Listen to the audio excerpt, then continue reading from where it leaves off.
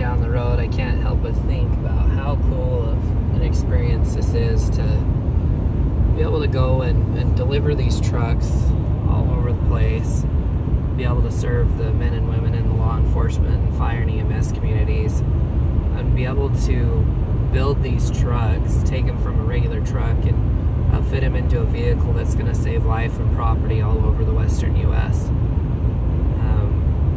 It's a humbling experience. I grew up in public service, Dad being a fire chief, Grandpa being a highway patrolman, and then I was a EMT for a few years, and I was able to realize that there was more needed in the industry to serve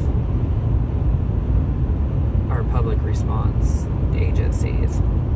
You know, you looked at when we went to buy ambulances for the department I worked for, we essentially had two options in the state of Utah for dealerships. You know, obviously there's a lot more manufacturers out there, but Utah was always a very underserved state when it came to manufacturers, whether it be fire trucks, ambulances, police vehicle upfitters.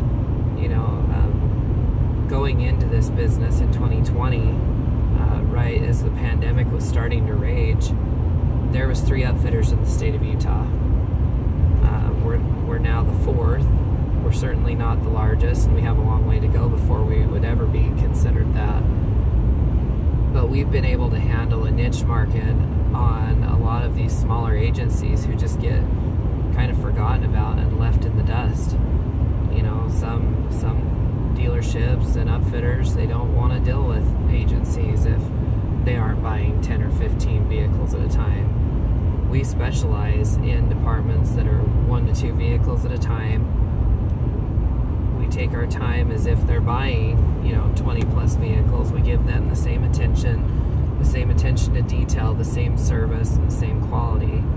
We've partnered with outstanding brands that have allowed us to offer a good end product, from Federal Signal with our lighting to 911 circuits with